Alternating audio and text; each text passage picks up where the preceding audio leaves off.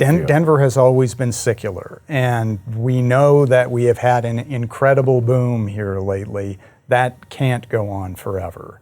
So the question is, how far do we fall? How quickly do we fall? How do we deal with the fall? All of that stuff is undoubtedly coming, and it'll be interesting to see what drops first and where it goes from there. So I heard a rumor the other day, I couldn't believe it, that rag Westword is still in operations.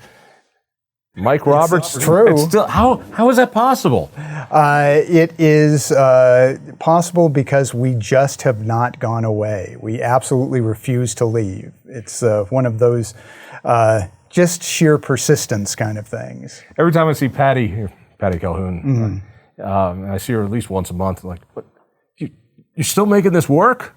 Amazingly. And she always says, thank God for pot.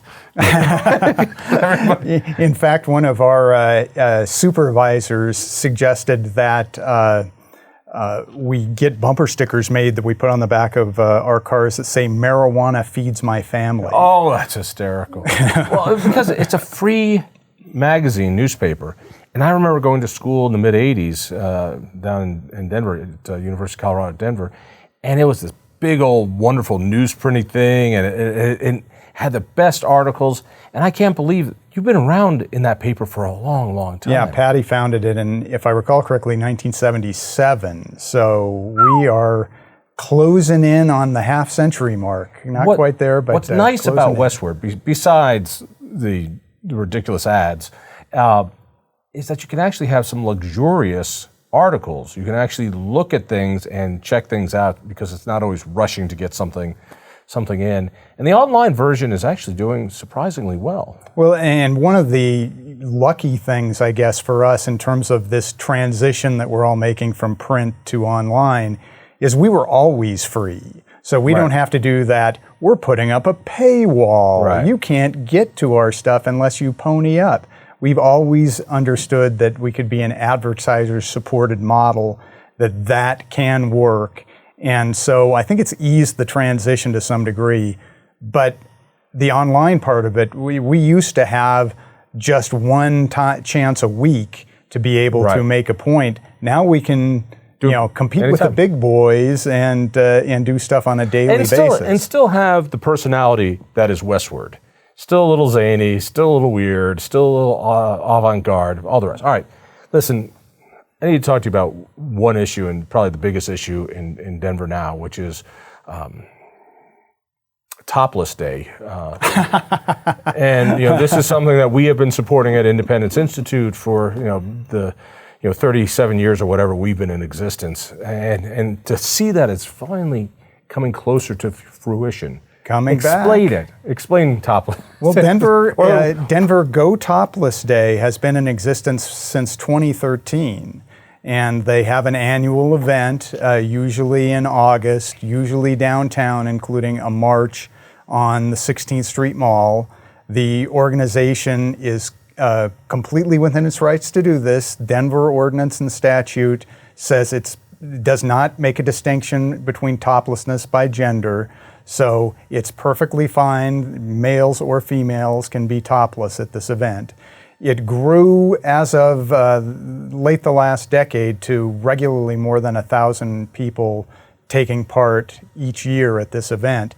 But COVID has shut it down in 2020 and 2021. So this is the first time since 2019. You can't wear a shirt, but you can wear your mask. That might have been a sort of visual disconnect there. Actually, it would which be good. top are we talking about here? Which top are we talking about? Sadly, at the Independence Institute, every day is Topless Day. So Dave Koval and I are the only ones who do it, sadly.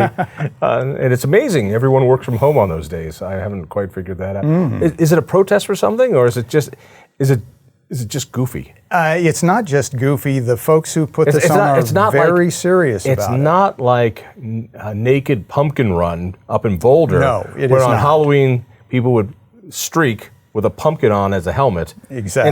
Until the buzzkills there decided to charge him with sex crimes, and then that ended it. We wrote all about that at the that's a time. shame. That was the case. What ridiculous! I love that kind of silliness. I love the old mall crawl, what is it, kinetics. Alfred Packer days, the Naked Pumpkin Run, the soapbox derby that we had. A lot of Boulder's personality is encompassed in those it's all events. Silliness, goofiness. It's running of the bulls, but even stupider. So You're not going to be gored by a pumpkin.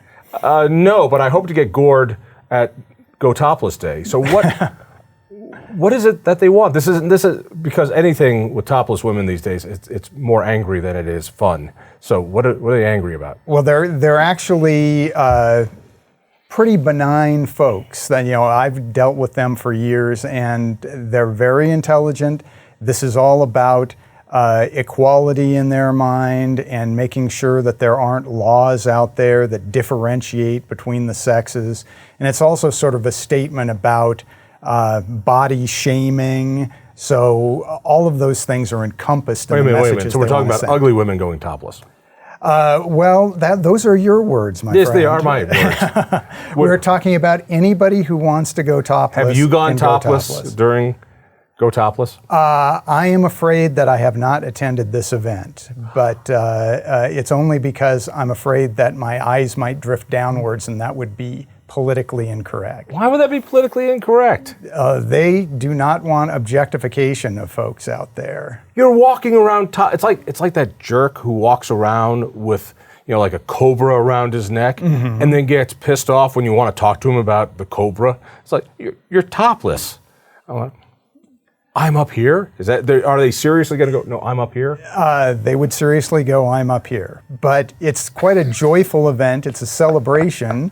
I have not gotten sort of the angry vibe from them. In my world, it would just be for a lark. There are people in New York City that do no pants day. And they will ride the subway with no pants on. And it's a lark, and it's fun. Oh, I remember. I can't speak for every single participant at the event. I'm sure some folks are doing it to have fun. How many men do it?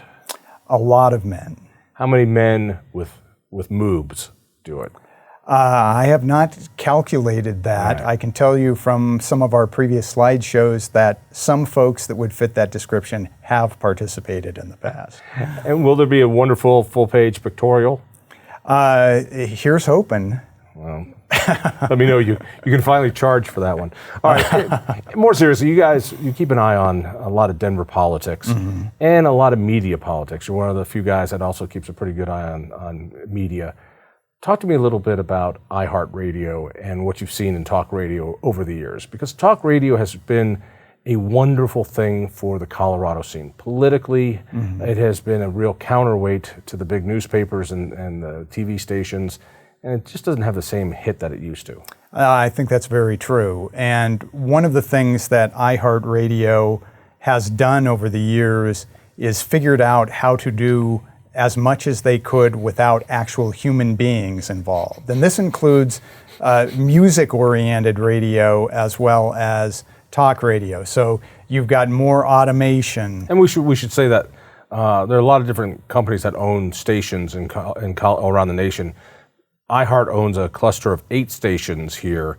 8 of the most powerful and most listened to stations as well. 3 of them are AMs that are talk radio, 5 are FMs, and KOA, which is now on both as a repeater, which is really pretty impressive. And KOA is has been the flagship of news radio since I was a kid. That's absolutely true. It's unclear to me if the original plan was to have KOA on both AM and FM. I think there might have been some thought process along the line that they could have monetized one of the other ones in a different format, and they've figured out that this works best. And I give credit to Greg Foster, who was one of the guys just recently laid off, who really said, if we're going to keep KOA relevant in the future, we need an FM. And since we're all full of FMs, it's hard to find, we can't get another station, it's hard to do, but we can do a simulcast, we can do something else. And they were able to find a narrow band where they could put up a small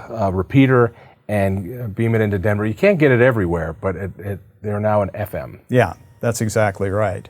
But because of the transition that we sort of referred to earlier from old media to new media, it's harder for traditional broadcasters to make the money that they used to. They used to have the field exclusively to themselves, and that's definitely not the case anymore. So there's more pressure on, let's have more syndicated programming. And that includes talk. KOA used to have live and local all night long, 24 hours a day. I know, I was one of those guys from 10 to 1. That's right, yeah. And then Rick Barber from 1 until 5 in the morning, and then morning news. I sat in with Rick Barber one night long ago for the entire shift. It was like the Twilight Zone, but a wonderful episode of the Twilight Zone. What's so wonderful about it was because at night, KOA, which is 50,000 watts, people don't, who cares? Well, they're one of the old heritage stations that are granted that. Most stations are 5,000 watts, and at night have to power down to 1,000 watts. So when you have a 50,000 watt at night, I loved it because it would beam to like 38 states. I get calls from California, I get calls from Canada all the time. So you had this big thing, and also the late night freaks were out. So you just get the. It was really the truckers really cool. from Lord knows where. Rick Barber would always say something to the effect of, "I love it because this time of night, the managers don't want to mess with the show because, as he said, it would be like moving a couch and you don't want to know what's underneath, and so you just leave it there." And so for those years, but well, what you're talking about with how far that signal goes, iHeart used to be known as Clear Channel, and that's the idea. That clear channel at night just goes on and on and on, covers the lion's share of the United States, which is. It used to be one of the cool things about local radio that somebody from Denver could be heard many, many states away, and now all that programming is syndicated. And most of it, there's still some good local shows, but it's just different. And I think what you're going to see is a bigger sports focus on KOA, and for me, it'll be fascinating. The two big contracts they have are Alfred Williams. Well, I was actually thinking about the Rockies and the Broncos. Yes, indeed. That they broadcast both Rockies, and they do a great job on both. And at some point, they pay for that, which I was like, wait a minute, the Rockies don't pay you? I was like, no, we bid for that, and there's more competition in sports radio. So I don't know where it all goes. Well, in sports talk right now, seems to have sort of more muscle and more impact than general talk radio. There are a lot of really popular sports talk stations, 105.3 The Fan. 104.3 The Fan is doing very, very well. KOA also, 92.5 Altitude, which is part of the whole Stan Kroenke empire.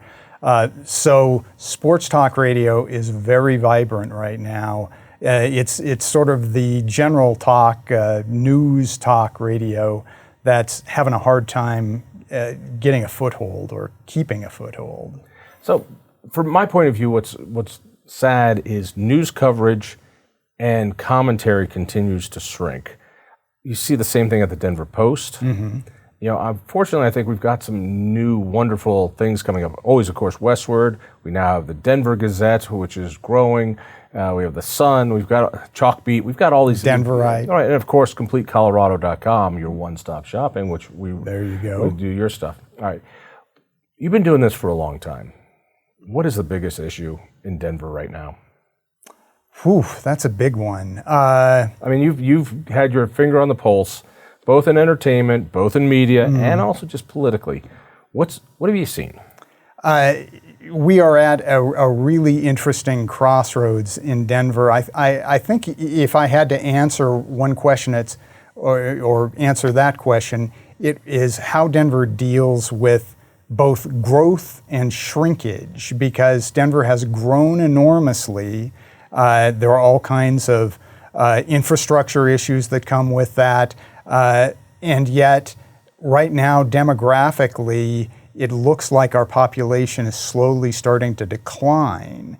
And so how are we going to deal with a much larger Denver when in just a few years we're going to have fewer people to support that much larger Denver? So we've got a lot of really interesting economic challenges ahead of us. You're seeing flight from the city.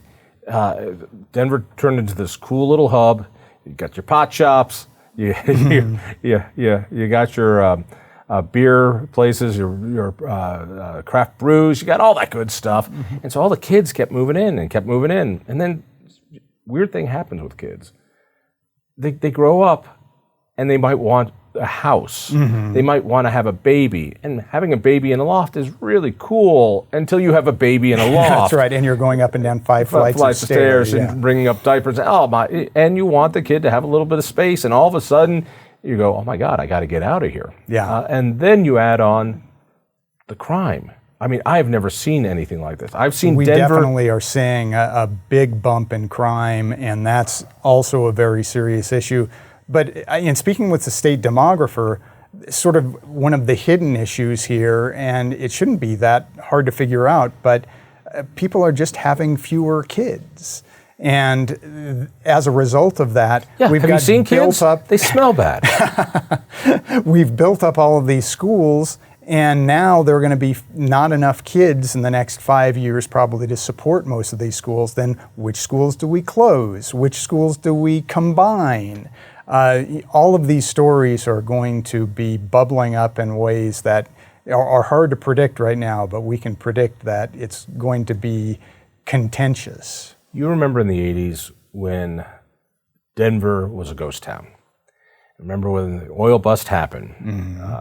You remember when Grand Junction, was going to be shale. That's my hometown. Is it? Yeah. Oh, so you were there. I mean, Grand Junction exploded, and then it became a ghost town when Shell, I think it was Shell said, was it Shell oil? I think it might have been Exxon. Anyhow, you're right. It was Exxon doing oil shale. Yeah. So my bad spelling. But they pulled out in the dead of night on one day, and it was a black day of the week. Right now, I can't remember if it was Black Friday, Black Sunday, but it was black. It devastated the town. I remember lots of 10 homes selling for $100,000. Oh yeah. Yeah. It's like you could buy 10 homes for $100,000 in this ghost town, which has now come back to life. I remember the skyscrapers being built in Denver. You could see through them. In fact, it was a kick because I was going to UCD then. I could take girls up and take a date up to what it was. I forget what it is now, but City Center 4. I forget what the Quest building or something. And there were no walls at every floor, so you could just hang out and, that sounds and have a beer and terrifying and seeing, at the same time. Seeing the beautiful view and be with me, and I could afford it. So I wonder if Denver is heading that direction again. I get a feel in Denver of that 1970s New York City feel. That kind of don't be down there late at night feel. That don't go into that neighborhood feel. Denver has always been secular, and we know that we have had an incredible boom here lately. That can't go on forever. So the question is, how far do we fall? How quickly do we fall? How do we deal with the fall? All of that stuff is undoubtedly coming, and it'll be interesting to see what drops first and where it goes from there. Let me add a couple things to that. Denver, I believe, has bumped up their minimum wage. When our libertarian governor said that localities can raise minimum wages, but they can't lower them. Denver was one of the progressive towns that said, we're going to do that, and it's attached to inflation. So I believe it's going to be bumped up well over $17 an hour. That's interesting. Coming out at the beginning of the year. Plus, the new family leave payroll tax is a full percentage point on top of that. So finding workers you can afford is going to be really tough for mom and pop businesses throughout Denver. I've talked to some business owners who have talked about that very issue, and it's very much at the top of their minds. Yeah, I mean, all of it happens after Polis gets reelected, which is pretty convenient. But then it all happens, and it's going to be harder on Denver, and more of these businesses are going to flee. More of the people are going to flee.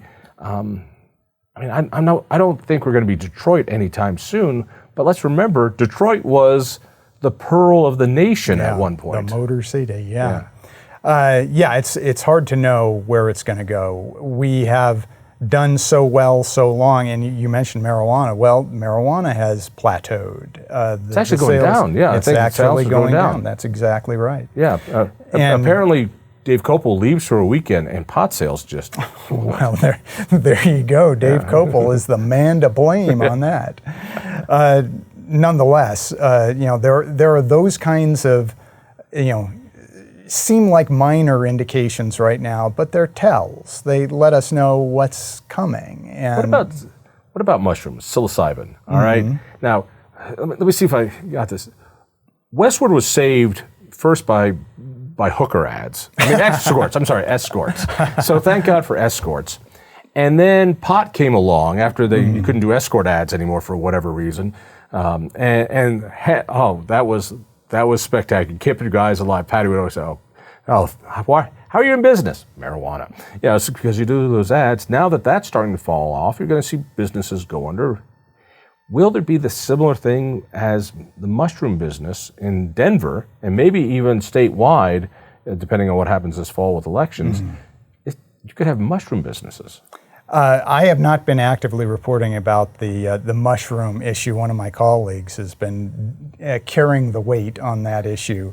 But that feels to me like more of a niche product. It's hard for me to see it being as big as marijuana was. But one of the things that really that marijuana was going to be as big as marijuana was. Well, one of the things that really helped Colorado in the early days was we were an early adapter in terms of legal marijuana. Now that so many states have legal marijuana, and particularly California and New York, it's less unique. And there has been the attempt to sell Colorado in sort of the equivalent of wine country. This is where you can get the exclusive, high-level strains. I don't know that has reached such a point that it's going to keep the marijuana business going as strong as it has been. It seemed clear to me that there were too many businesses, and that at a certain point it was going to level off. And that appears to be happening now. I'm surprised it's taken this long. I'm kind of surprised about that as well. Yeah. Who's going to be mayor? That's a very good question. It doesn't feel like anybody has kind of risen to the point where it feels like a favorite. The election is not in the fall. The election is what, next spring, if I recall correctly. Because they do a half a year weird cycle, which means fewer people come out to vote, which is good for special interests who want it to happen. Who's running? Do we know? In terms of prominent names, there are more rumors and speculation than people who've really thrown their hat into the ring. I mean, there are a handful of people who have declared. One of the more interesting ones being Terence Roberts, who is out there, and I just spoke with the other day. What's his thinking? Explain who Terence Roberts is. Terence Roberts is a former gang member who then became an anti-gang activist, who then became notorious because he killed a gang member who he says was stalking him. Julian Rubenstein has written a very interesting book called The Holly, which lays out this entire story. In the end, Terence Roberts was acquitted of second-degree murder because he was seen to have been defending himself. The book The Holly was an incredible read, and really, Ruben did a magnificent job. And he's also just a fascinating guy. I agree with that. So now Terence Roberts is out there. He was very active during the George Floyd protests, and in speaking with him the other day, one of his big campaign issues is Denver Police Department reform. So he is focusing on that, and we'll see where it goes. But he's a charismatic person, to put it mildly. And then you've got Kelly Brough, former leader of the Denver Chamber, and it's always been rumored that she's been hot to run for mayor. She's worked for Hickenlooper when he was mayor. It seems like a natural thing. Give me your prediction. I think she runs. Kelly Brough has talked about running so many times that if she actually does run, it will probably surprise some folks. But at this point, she may look at this and say, this is my best opportunity, because there are not a lot of big names out there who I will have to take down in order to win this. So she may see this as an opening and also, for her. Denver's in trouble, and it's not gonna change in just 1 year. I mean, that's an interesting point. And one of those, be careful for what you wish for, because you might just get it kind of Right. things. If you win, you're going to have to deal You're gonna with have some some of challenges. these issues we've talked about. The legacy of Hancock. Help me with this one. He gave his last State of the City speech, and what progress we're making for this, and I'm proud of this. And how could anyone take that at all seriously? Instead of coming out there and being honest, going, "Hey guys, I tried my best, but let's be honest, this place is in the shitter," and but see you along down the road would have been refreshing. Well, that would also have been very out of character for Michael Hancock. That's not the kind of guy he is. He is Mr. Upbeat, Mr. Sell. So he's going to naturally say that that half full or half empty glass is 3/4 full. That's his MO. And so none of that surprised me at all.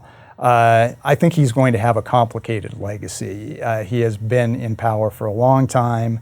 He has enjoyed great economic success during this period. Hard to tell how much of that he was responsible for, or if he was just, a lucky guy. He's a lucky in the guy, right place. And he's getting out before it gets bad. So, What's odd is how he came in under the cloud of hiring prostitutes, and how that story was put down, and how Brownstein's firm kept it down, and how it didn't explode into something that couldn't be contained. And I feel what's like, even more given the interesting, changes in our society, if that story happened now, there would be no containing it. Again, lucky sense of timing, because, we were years ahead of Me Too. Yes, yeah, it's true. Or would it be one of those things of, hey, this is who I am, and I'm better, and here we go. Mm-hmm. It goes either way. There was a time when having an affair would kill your political career. Yeah, that's not the case any longer. Look at Trump. It's just not the case any longer. You're absolutely right. Look at Clinton. It's not the case any longer. What does the mayor do when he retires from being? There are various options available to him. He can take the Wellington Webb route and just kind of stick around here and enjoy consulting gigs. Yeah, consulting gigs, and being the person whispering in the ear of the person who's whispering in the ear of the person. Or he can choose to see if he can, parlay this into some kind of federal role, some kind of, Federico Pena type track. But that all depends on whether he's got a Democratic president who could appoint him. So if he goes the consultant route, the Brownstein kind of route, which is, hey, we were there. The problem with those type of things is you got to produce, which is you're selling, which is, I don't know if he's a lawyer or not, but in the public relations world, his job would be to bring in customers.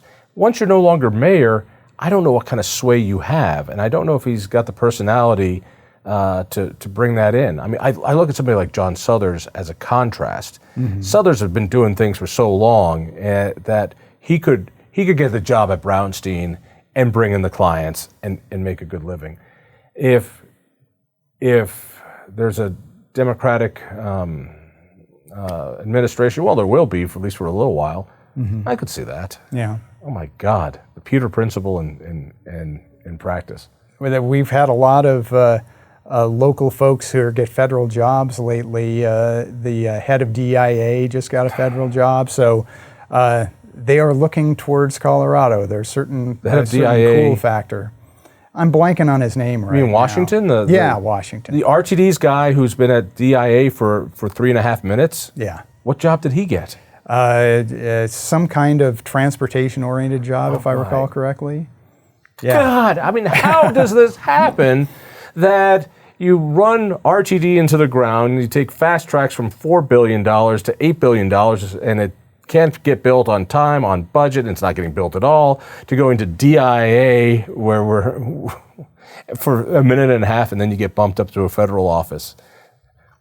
Nice work if you can get it. Yes, it's the opposite of meritocracy. All right, I tell you what, let's end it like this. You've seen, how long have you been a reporter in Denver? Since October of 1990. When are you going to get a real job? My mother asked that question frequently. What's amazing? She thought I didn't have a job because I didn't have to wear a tie, so I wore a tie for a while to work just to placate her, and at a certain point I just thought, this is choking me. Yeah, I'm in the same world.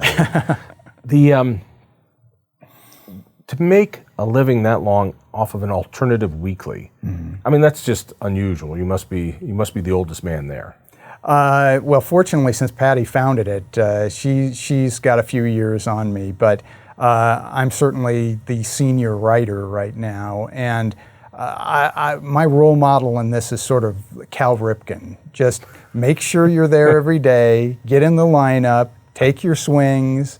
There's another game the next day. If you strike out, you're going to have another chance at the plate. So between now and, I don't know, election time for the mayor, what's the story going to be? I think we're going to have a lot of curiosity about who is going to run. It's weird that we're less than a year away from the election and we have not the slightest idea. Has anyone announced? Going to be. I mean, aside from Terence Roberts and a few folks, on but he hasn't announced, has he? No, he's announced. Oh, he's announced. Okay. Yeah. So, we really don't know. We have been in Hancockville for many years, and we're going to have a whole new administration with a whole new personality. I'm trying to think of what a Terence Roberts administration is going to be. I mean, you cannot build a city on your spite for police. That doesn't bring in new jobs. It doesn't bring in new employers. It doesn't solve zoning issues. It doesn't make housing any more affordable. You just hate the police. And the more you hate the police, the less they do their job, and that's what we got right now. Well, one of the things that's always a danger for us at Westword is hoping for the weirdest, most unusual events to happen. And sometimes they do, and it gives us plenty of things to write about. But, whether that's a good thing or a bad thing, in my dark private moments, I sometimes wonder. Have any predictions for this fall's election? On all the state issues, state seats? In terms of whether Colorado's legislature will flip, I don't see that happening right now. On either house? I don't see it happening in either house. I think there's so much momentum. I absolutely see it happening in the Senate. In the Senate? In the Senate. I think there's just going to be a wave election. I even will go so far as to say I think O'Day has a real shot, even though he's not a known character. I just think people are ready for something different. He is a character for sure. We'll see if people, when they get to know him and know more about him, are attracted or repelled. We'll see about that. He doesn't seem like a super viable candidate to me, but why is that? The people have surprised me before. He seems like he's just a collection of talking points right now. I don't know that he has an original vision. I just think the hatred, and I do mean hatred right now, for inflation, for crime, for Biden, people will flip for something else. Yeah, certainly on the federal level. Yeah. We all know what happens during off-year elections. And how is it that Bennett is completely unknown, and he's been one of the longest-serving senators in history, and still nobody in his home state knows who he is, and he ran for president. Yeah. No, he is doesn't have the personality that you would immediately associate with somebody who is a long-term senator. He's kind of a quiet, bookish, nerdy guy. He's Thurston Howell III. That's how he comes across. I've always thought he would be the easiest to beat if only Republicans put up a viable candidate. Yeah, and that's the key I think Joe there. O'Day is viable. Well, we'll see. It'll be interesting to see. The Republicans don't seem to have a really deep bench right now. Republicans use don't another have sports don't have metaphor. a folding chair. It's just it's not what they're known for. Mike, thanks for everything you do. Tell Patty to give you a raise. Absolutely. Thanks so much. If you enjoyed that conversation, by all means, click one of these other great programs. We have the best conversations with the most fascinating Coloradans. And subscribe to our channel. Just click down below and hit that little bell button too. You don't want to miss a single show.